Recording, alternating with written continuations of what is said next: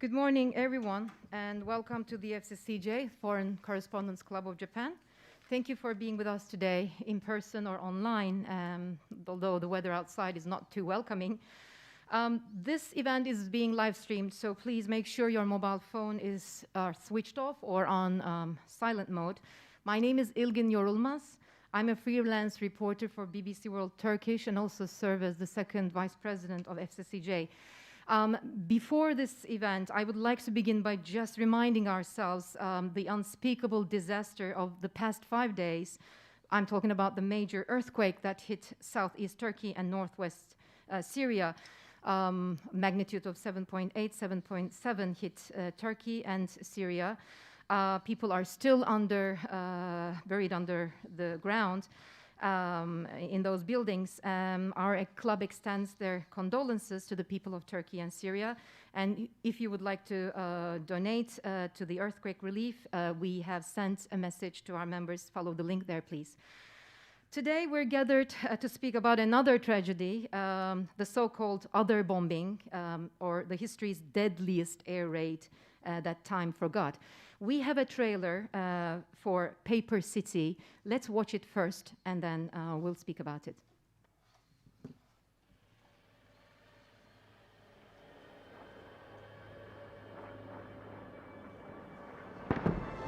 落ちてくるときはバラバラになっちゃう焼夷弾が綺麗です花火みたいにトンボの群れのような B29 が次から次へと飛んでいくじゃありませんか。もう怖くて体がガタガタ震えました。たくさん知ったところですよ。この周辺の双葉小学校、それからその先の外出小学校、それぞれみんな1000人以上死んでます。学校へ避難して。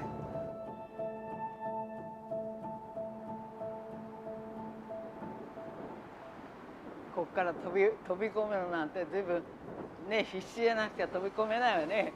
うちがなくなる、仕事がなくなる、衣食住みんな持ってかれちゃったから、古事記同然だったですよね。東日本の震災の場合には被害を受けた人の名前をちゃんと残す空襲のことだけが、ね、取り残されている感じなんで。他の国にはあるんですかね。あるんですか、空襲で一般市民の方亡くなっても、国が責任持ってくれたんですか。日本は国がね、犠牲者の数も名前も全然調べてない。兄が20歳だったんです。姉さんが19歳ですか。妹が6歳だったんですね。凄惨な空襲の体験を法廷で語る、街頭で訴え、すべての民間人戦争犠牲者と心を一つにしたい。どうぞ。戦争っていうのはね、やっちゃいけないですね。よく生き延びたです。もう本当に助かるのと死ぬのとの紙一重ですからね。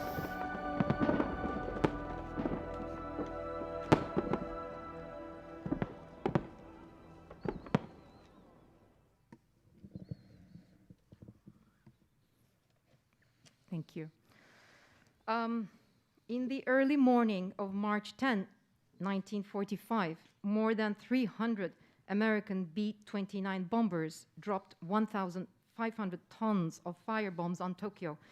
The inferno that the bombs created reduced an area of 15.8 square miles to ash, killing 100,000 Japanese, injuring and leaving homeless another million, mostly civilians. I know it's not ethical to compare tragedies, but this figure exceeds the human toll of the atomic bombings of Hiroshima and Nagasaki later that year, where initial blasts killed about 70,000 and 46,000 people respectively, according to the US Department of Energy. This operation was named Operation Meeting House, and the Tokyo air bombing was the deadliest of a series of firebombing air raids on Tokyo by the US Army Air Forces between February and May 1945. Emboldened by their success, 4 more similar air raids would be leashed on Japanese capital on April 14, 18, and May 24 and 26. unlike Hiroshima and Nagasaki, there's no powerful New Yorker articles like Hiroshima written about this air raid, no museum dedicated to the tragedy except a two-story building in Koto ward of Tokyo that houses the Tokyo Air Raid Center for War Damages, and which is, by the way, crowd-funded, and no collective memory of this tragedy in average person's mind today. Yet those people that you've seen on this trailer have lived through it and remember it all too well. But time is running out, as so many of these witnesses who are now in their 80s, 90s are silently dying, leaving no one remembering this tragedy. Our guest speaker today is a brave documentary maker from Australia who wants us to remember the firebombing of Tokyo and give voice to those who lived through that hellish experience. In his award-winning Paper City, Memories of the Tokyo Firebombing, Tokyo-based filmmaker Adrian patiently documents 3 survivors who have spent their lives trying to preserve their experiences of this unprecedented tragedy. They have actively campaigned for a public memorial, a museum, and some token of compensation for civilians who lost everything. Adrian has been a resident of Tokyo for over 15 years. His films and documentaries have been screened at major international film festivals, and Paper City is his future debut, if I'm not mistaken, and it already won the awards at the Melbourne Documentary Film Festival last year and the Audience Awards at the Tokyo Documentary Film Festival in December. The movie is opening at Image Forum on February 25th. So Adrian, could you please say a few words about your movie, and then we open it for question and comments. Thank you. Thank you very much. So good morning. My name is Adrian Francis, the writer, director, and co-editor of Paper City. Thank you so much to the Foreign Correspondents Club of Japan for the chance to speak today.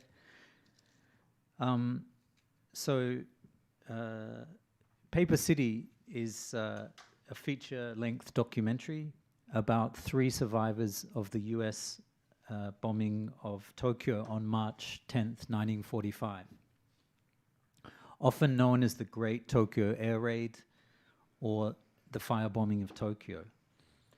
Our film follows 3 elderly survivors who, in a time of fading memory of the firebombing, are fighting to leave behind a record of their experiences before they pass away.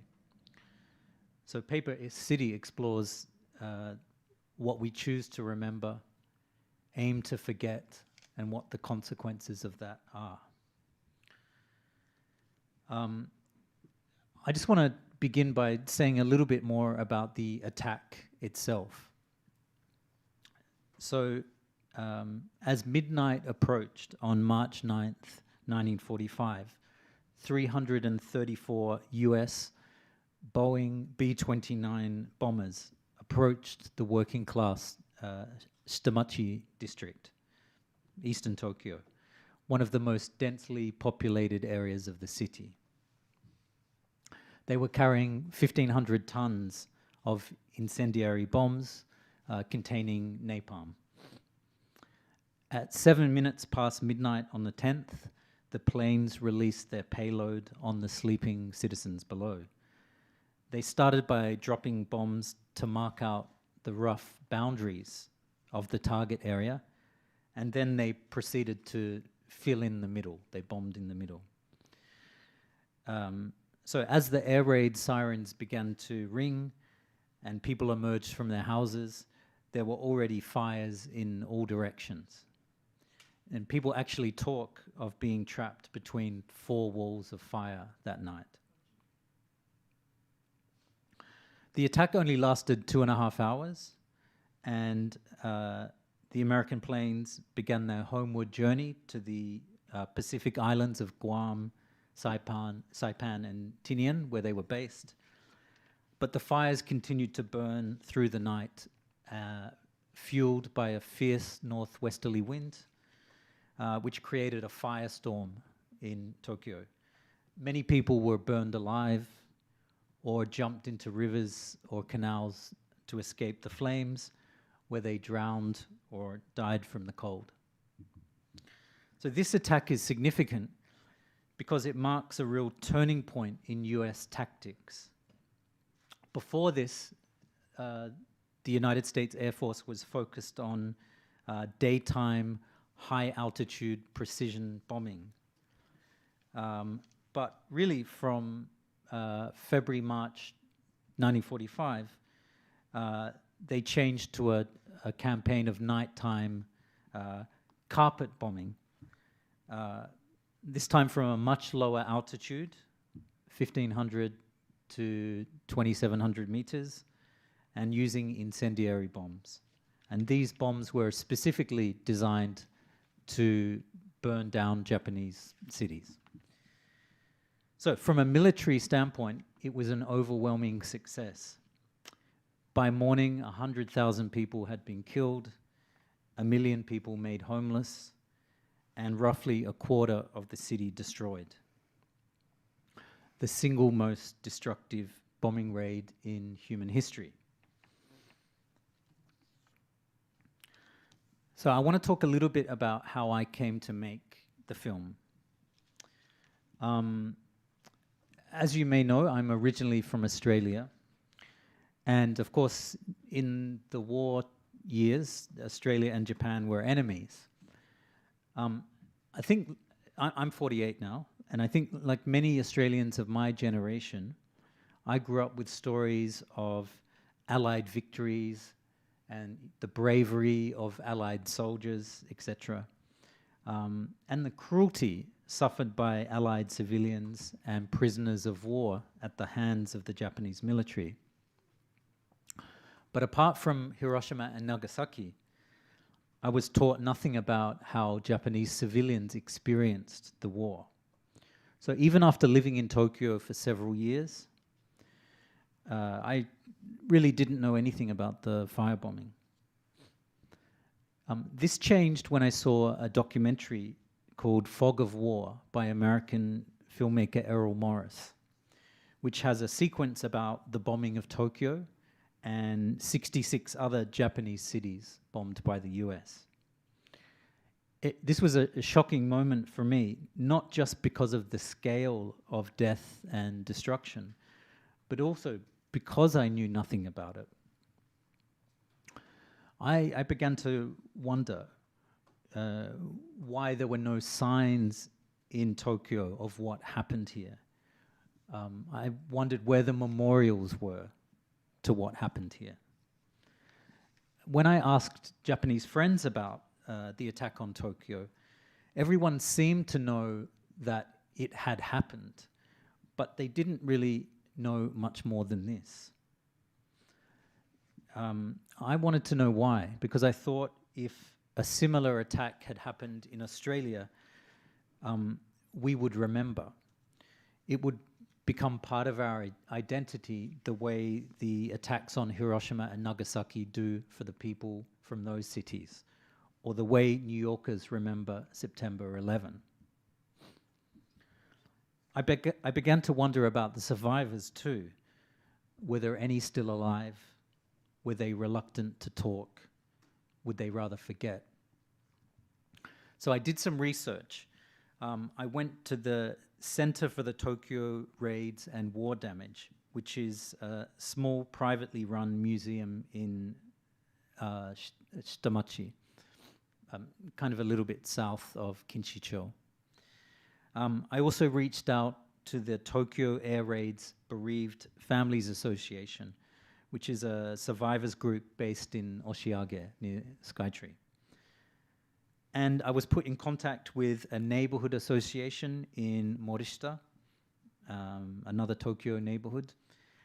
And so I met the three characters that the film focuses on, and you saw in the trailer there, Kyoka Michiko, Hoshino Hiroshi, and Tsukiyama Minoru. I think at the beginning I was worried that they might be a little wary of me as a non-Japanese filmmaker. But in fact, the opposite was true.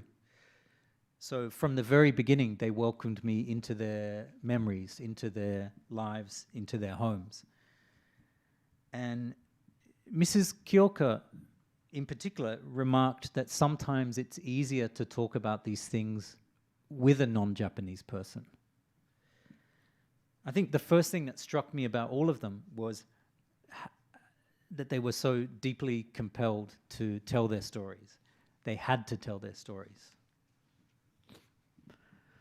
But when I first met Kyoka-san, she was already 91 years old. Tsukiyama-san was 86. Hoshino-san was 84. So I spoke to my producer in Australia, and we decided that because of their ages, that we had to start shooting immediately. Even though we hadn't raised any production funds for the film. And this was in 2014. Basically, the principal shooting in the film was 2015, 2016, which coincided with the 70th and 71st anniversaries of the firebombing. After that, we focused on raising money, raising post-production funds, and then we spent probably just over a year editing, and then in the last few months, the music, sound design, and things like this. And we completed the film in June 2021, just in time for the Melbourne International Film Festival, which was a world premiere. I think at the very beginning, when I started working on this project, I assumed that it would be a film completely about the past, about the survivors' memories of the firebombing and the aftermath of the firebombing. But it soon became about much more.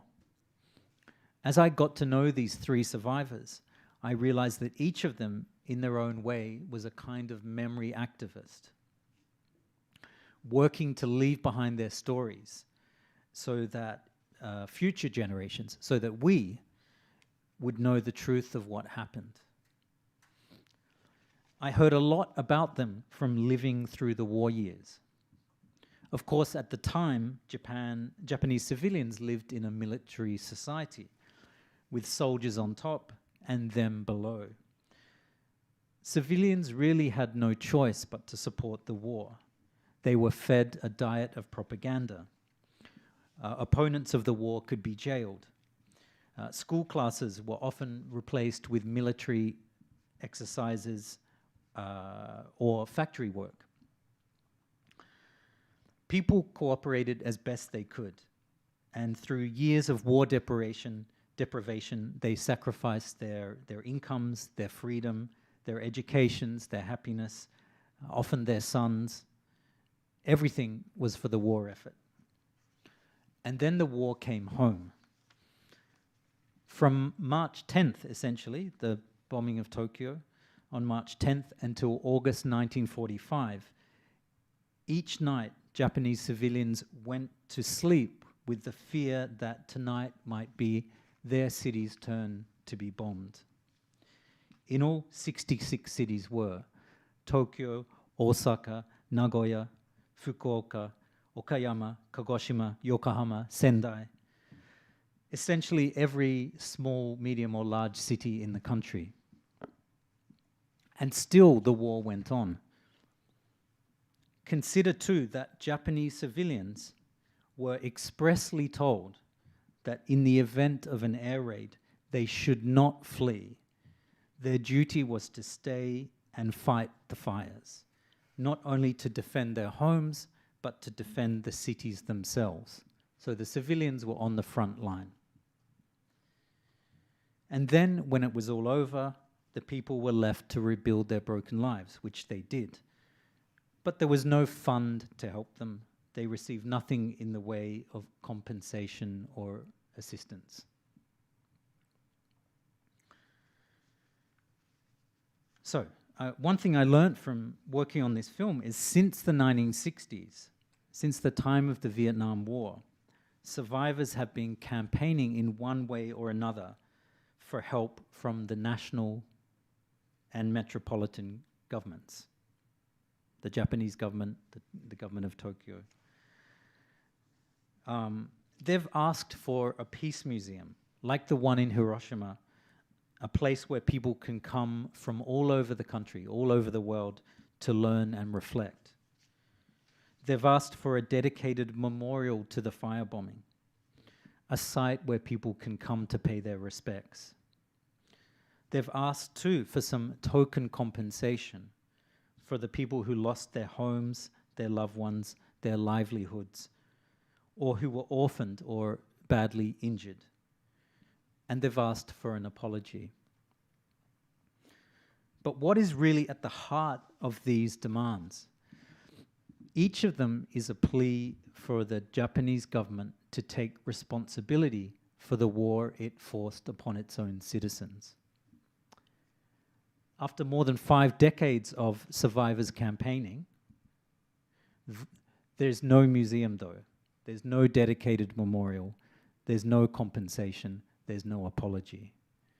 In contrast, the government has given soldiers and military families generous support. To this date, more than 60 trillion yen. I've heard survivors say to me that it seems like the government is waiting for them to die, waiting for the issue to fade away. It's easy to believe that this is true. The title of the film, the paper in the title, Paper City, is in part a reference to the way paper is used to record and pass on memory. But paper is a fragile way to preserve memory. It can decay or burn. So survivors campaign to leave behind something more solid: a museum, a memorial, an apology, an imprint on the public memory that will remain after they have gone.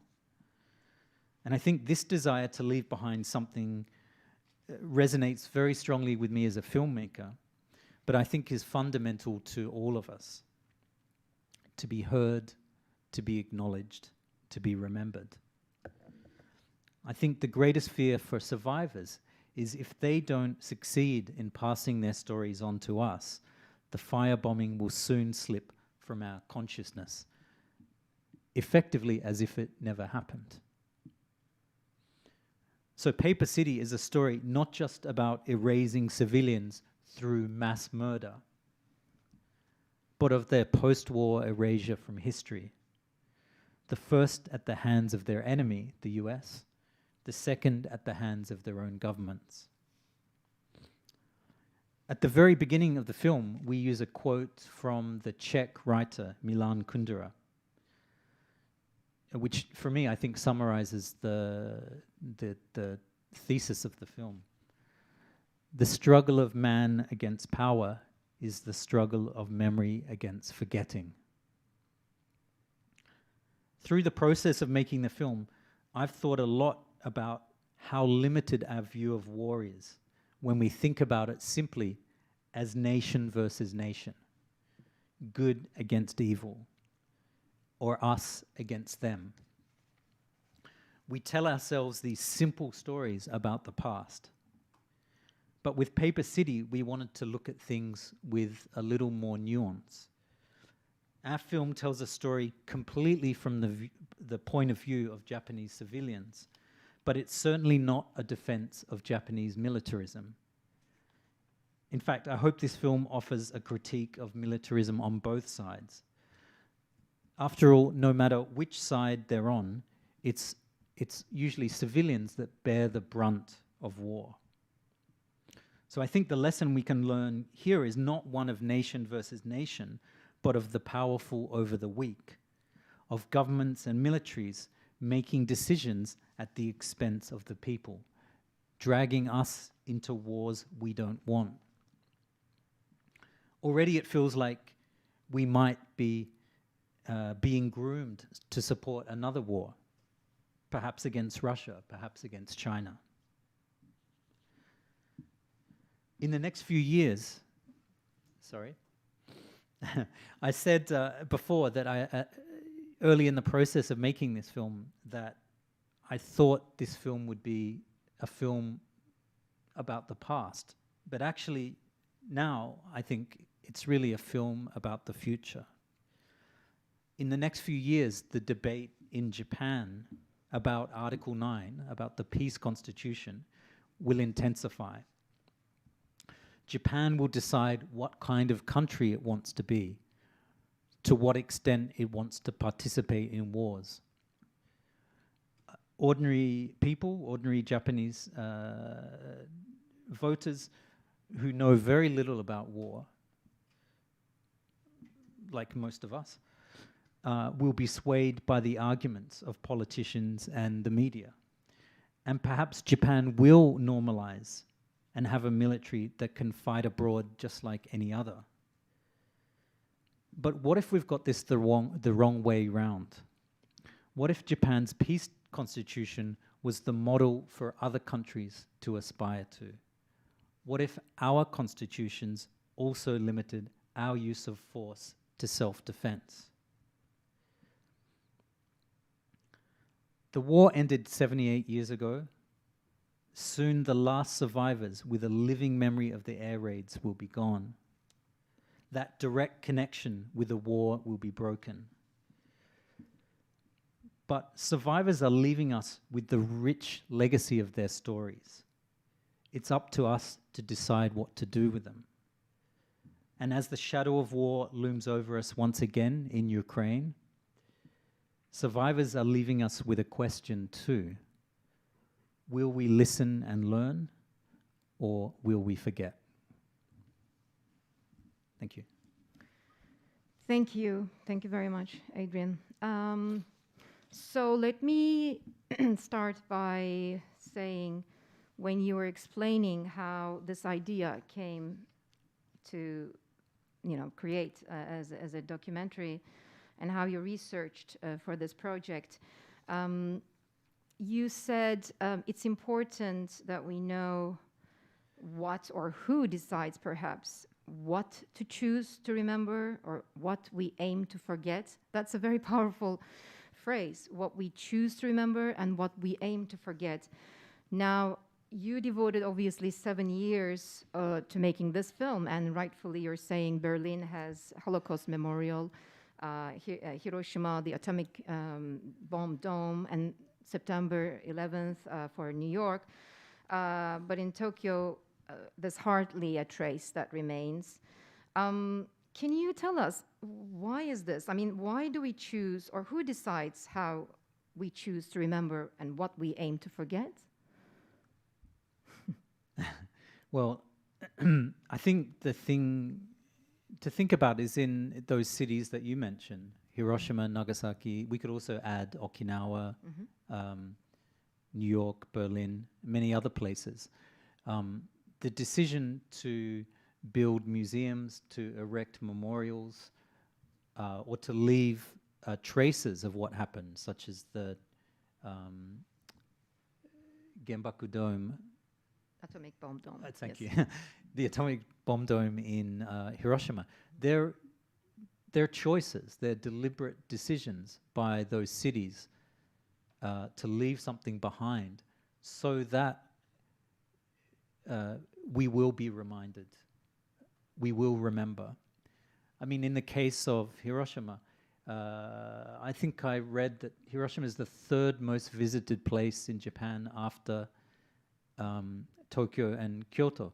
And foreign tourists go to Hiroshima specifically because of the atomic bomb museum, the atomic bomb dome. So, that decision to leave something behind brings people to learn about this.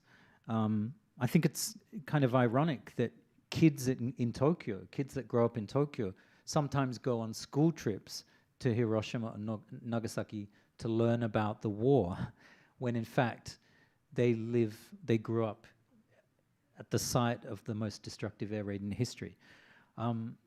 So to your question, was it why? Yeah, how and why do we choose to remember certain things and aim to forget others? Well, I mean, the short answer is we choose to remember things that make us feel good, and we choose to forget things that don't.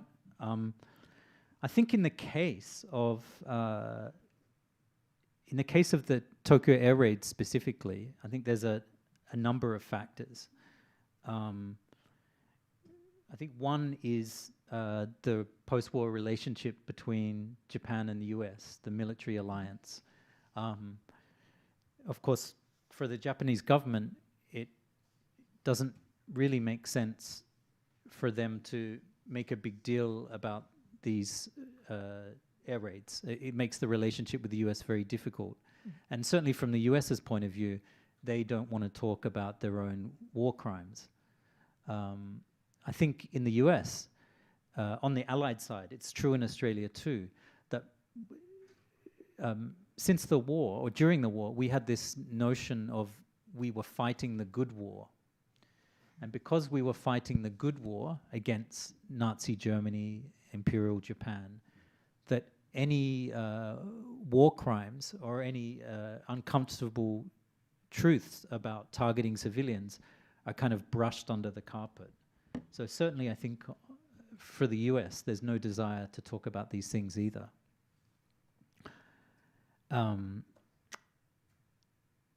think there's one more maybe big factor, which is Japan was uniquely hit by atomic bombs. No other country can claim that. And so I think remembering the atomic bombs, I mean, at the time, I think they had a huge impact on the whole world. We'd never seen anything like this, anything so destructive.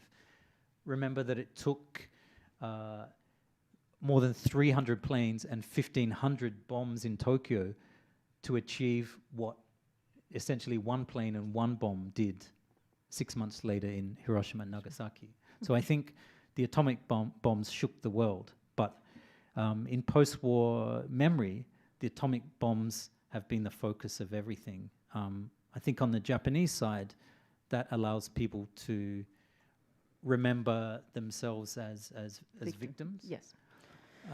So let me, at this point, ask if there are any questions or comments from the audience. Yes, please, Greg, if you can. Introduce yourself, please. Does it work? My name is Gregory Clark. I'm also Australian, freelance. I also was a victim of the Japanese bombing. I was brought up in Brisbane during the war, and we lived under total curfew. So, more importantly, where are the memorials to the dreadful bombing of Chongqing during the war? Nobody in the West remembers that. There are lots of, but I agree with you entirely. The bombing of Tokyo was probably the greatest war crime of them all. About memorials, there's a memorial very close to Yasukuni Shrine, which is a war memorial, which I think does include a little bit about the March 10. I think if you walk around Tsukishima, you'll find, I think, small memorials done by individuals. But your basic point is very valid, that the Japanese government, which has spent so much on memorials for the soldiers, has done very little for the civilians. And this comes back to another point, which the excuse for doing the bombing was that this would hasten the end of the war. Similarly, Hiroshima and Nagoya. However, there's a very strong argument that the Japanese government basically didn't worry about the killing of civilians, that what made Japan declare the surrender was the threat of a Soviet attack coming across. So I think this adds to your argument that, in fact, they tried very hard, they've tried to cover up the bombing of March the 10th, but also Wilfred Burchett, the Australian journalist, was prevented from going to Hiroshima, that the American government also tried very foolishly to try and cover up Hiroshima. My question is, you mentioned there were 3 other areas of Tokyo which were bombed after March 10. Which were they? Oh, 3 other areas bombed after March 10. I don't think I mentioned that. Maybe other cities, but maybe Ilgen, you mentioned before. I mentioned, more similar air raids on April 14, 18, May 24, May 26. I'm guessing there are people in the audience, if they can help us, where the other air raids were targeted. I will ask that question to the Japanese in the audience, if that's okay. Thank you, Greg.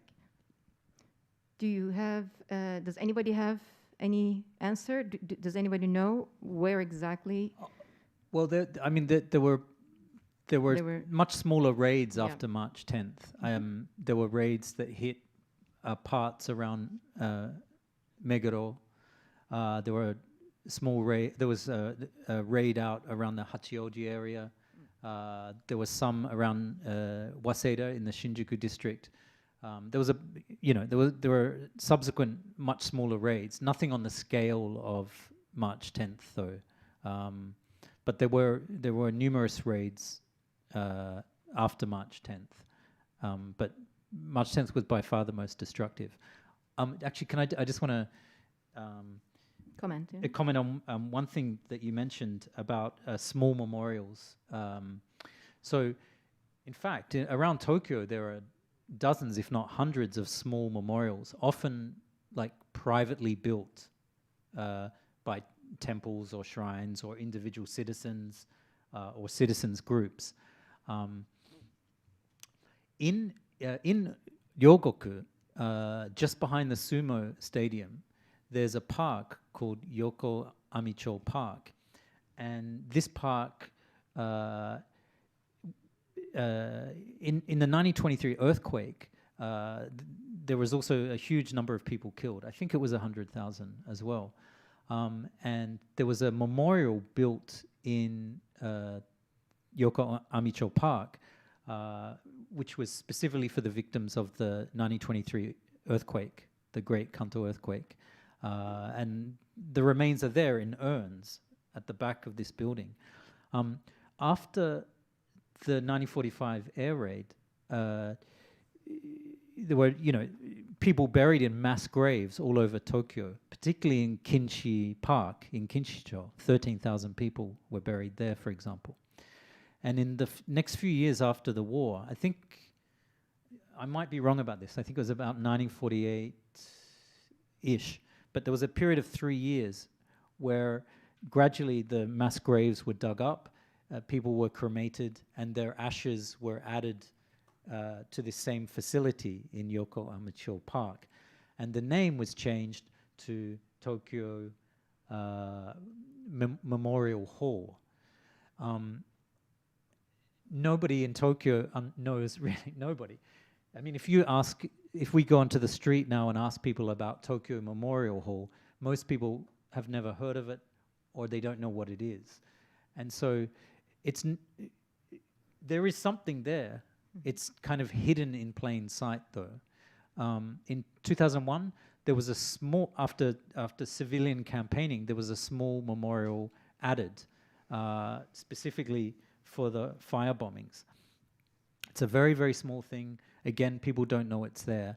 And I think for a lot of survivors, it was a very contested thing, the building of this. But for a lot of survivors, I think, just adding the remains of air raid victims to the earthquake memorial and not giving a dedicated site to something as historically significant as this, I think is a real bone of contention. Yes, let's repeat that name, Yoko Amicho Park in Sumida Ward, I believe. That's in Sumida Ward, maybe. Oh, I'm not sure. But behind the sumo stadiums. Yes, and basically the first B-29s to arrive, I'm just looking at the information now, in large X pattern, centered in Tokyo's Koto and Chuo wards, which is populated by working class, of course, people with lots of houses made of wood. I would like to ask one question which came online from David McNeil, the Irish Times. It's again asking the specific question about the government, Japanese government's response. Why did they resist the pleas to build a proper memorial? It is widely assumed that this is some sort of appeasement to Japan's new post-war US overlords, but this hasn't prevented the construction of powerful memorials in Hiroshima and Nagasaki. So why not for the Tokyo air raid? If you can briefly revisit that, please. Yeah, well, I think in the case of those other cities, it's the local government's decision to build those memorials, and the money to build those memorials comes from the cities of Nagasaki and Hiroshima. It's got nothing to do with the central government. In the case of Tokyo, I don't know. I mean, it's harder to say, but I think there's a sense in which Tokyo, as the capital of the country, stands in for Japan. But so building something here perhaps is more sensitive. But I think also that, I guess the point I was trying to make before is that if we remember the atomic bombings exclusively, it's a kind of safe space because Japan was uniquely attacked. Japan certainly didn't attack anybody with atomic bombs. If the Japanese government or the Tokyo government brings up the issue of conventional air raids, non-atomic air raids, then things get much more complicated because, you know, the Japanese Imperial Army, Air Force, bombed Chongqing, the city of Chongqing in China, I think more than 200 times, and many other places. Japan bombed Australia, I think, like dozens of times as well. As soon as Japan brings up the issue of attacks on its own civilians, then I think all of these complicated issues about the Japanese Imperial Army's actions elsewhere also have to be addressed too. So I think it's easier just to let it rest, to let sleeping dogs lie. Aim to forget, not choose to remember. Right, I think so. Okay. Well, if I may make a comment and also ask a question about the media coverage at the time of this air raid, just to put things into perspective, I remember seeing documents which were classified at the time by the US intelligence showing every single town, post office, military factories, chemical plants in and around Japan. And obviously B-29, it was the advanced technology at the time, the most, it's called, I think, B-29 Super Fortress, actually. Yet it had to operate at a certain height, very, like 30,000 feet or something. And the hit rate is not so good compared to what happened in Tokyo. I just want to also bring up the General Curtis LeMay, who was the commander of the US bombers in the Pacific at that time and who actually oversaw this air raid campaign. I believe, the documents that I see say that he wanted results because the B-29s were not delivering the results at that height. So he asked the B-29s to go as low as you said in your statement, 5,000, 8,000 feet, and at night. And unlike other campaigns, these would go in single line, not multi-layered formations that we saw in air raids in Germany, for example, and in daylight. And these, let's remember, just for the record, 500,000 M69 bombs, each one carrying napalm, jellied gasoline, inside metal casings, clustered in groups of 38 and weighing 6 pounds, were unleashed. And they were designed to actually separate during their descent, and small parachutes would carry them to the ground. General LeMay clearly knew that the firebombs would specifically destroy Tokyo's largely wooden landscape ablaze. So the records again show, or interviews with the crewmen, raid crewmen show they were left in disbelief when they heard this first plan, Curtis LeMay's plan. And of course, we know that Curtis LeMay then went on to launch airstrikes in North Korea and Vietnam. And we know the Napalm Girl, right? The most important photo from Vietnam. So my question is, why, again, is this history's deadliest air raid over Tokyo and other cities not get as much coverage as the Napalm Girl, perhaps, from the media then and even now?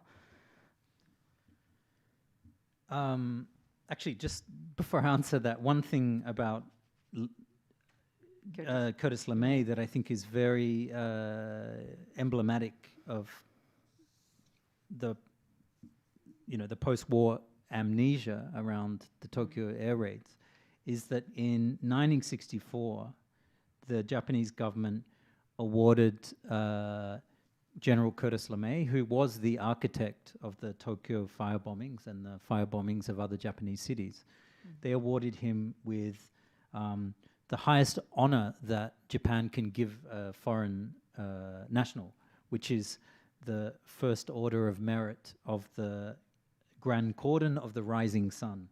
Oh my God. So I think at the time in 1964, there was a debate in Parliament in Japan about this. And I think opposition parties thought that it was really a callous, how can I say, the act of giving this was, a callous forgetting of what happened to civilians. And I think for survivors, this was a real shock. I mean, LeMay himself said that, if the US had lost the war, they would have all been prosecuted as war criminals. And I think for LeMay had no doubt that the bombing of Tokyo and other cities were war crimes. They were specifically targeted at civilians and whole areas of the city. I think the question again was about why the media, this amnesia of war for this air raid by the media, was it covered up so successfully by the Japanese and the US governments at the time? And what can the media do to cover it now, to give voice to these people? It's a good question. I mean, I know during the occupation, the US occupation years, there was a kind of a ban on writing about the destruction caused by the US in Japan. And I think that just kind of carried over. But I think also, like, in Japan, in Tokyo and other cities in the 1940s and 1950s, of course, at that time, I think people were just getting on with their lives. They were rebuilding their lives. They were rebuilding the city. And there's a sense, I think one governor of Tokyo at the time talked about maybe akarui Tokyo, like they were looking forward, of course, after such kind of trauma and destruction. And I think my understanding is really in the 1960s when survivors started speaking out about these things. Perhaps at that time, I think society had moved on, I guess. People don't really want to hear this. They don't really want to think about it because it dredges up all these complex issues. So I think that general, cultural forgetting has been going on for decades. As to what the media can do now, well, I mean, I think in the last 10 years, there's been a lot more coverage of Tokyo. Certainly in the foreign press. You know, I think it's improved in the last few years, but it all tends to be around the anniversaries, March 10th, and people write a remembrance piece. But I think, you know, survivors now are still campaigning for things like, you know, some compensation for people that lost everything, for families that were badly affected. And that movement, I think, is very local. It's very domestic. And I think oftentimes the foreign press don't report on that part of it. Certainly, finally, I'd have to say, you know, the government, really, the Japanese government's had 5 to 6 decades since campaigning started to address this issue. And it doesn't look good. It looks like most of the people in the ruling party have made the decision to let this pass. Yeah, don't upset the cooperation with the U.S., you know, especially now, today. Any questions or comments from the floor? 日本語でも質問があれば. If you have questions, please don't hesitate. Oh, please, どうぞ。こっちに、はい、お願いします。Please introduce yourself and...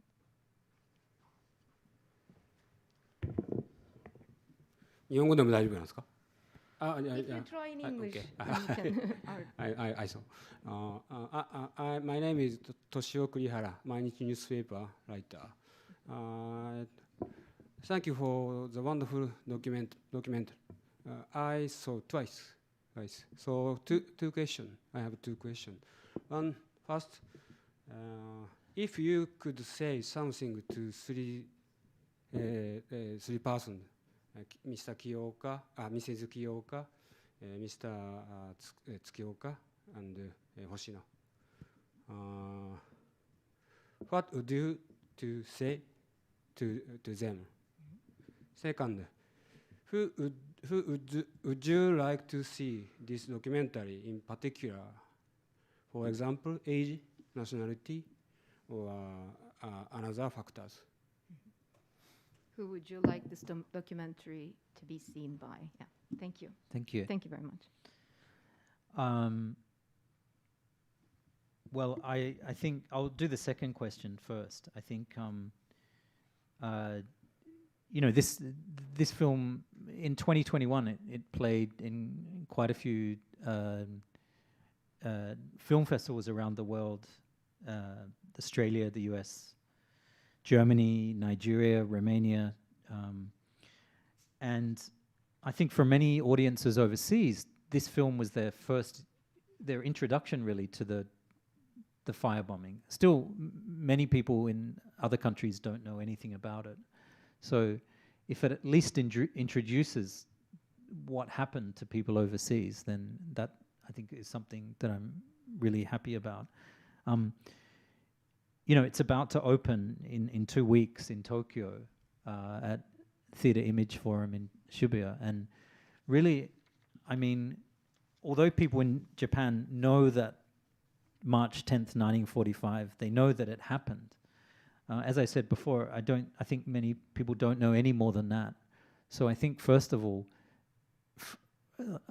you know, I want audiences in Japan to understand how big, how devastating the attacks were, and then perhaps to reflect on what it means to forget, and who is forgetting and who is remembering, including perhaps reflecting on their own education. You know, why are they not learning more about what happened? And I think these are important questions, as I said before, because, you know, this is not a film just about the past. It's about the path that we choose from now. And specifically in Japan around the idea of Article 9 in the Constitution. As to, oh, sorry, I should say I'd really love, not just for, I think this film has a natural audience, perhaps with slightly older people, but I really would love to get people in their 20s and 30s also to be able to see the film, who maybe don't know much at all about war. And I'd be happy if the film would at least help to start some conversations, even within families, across generations. There may be people now in their 20s and 30s who still have elderly relatives who remember things, but perhaps have never talked about them within their families. As to what I would say to the characters, I mean, in fact, all three characters in this film, the three main characters, Kyoka-san, Hoshino-san, Tsukiyama-san, all passed away in the last few years. Tsukiyama-san passed away just after we finished the film, and I was never able to show the film to the three of them.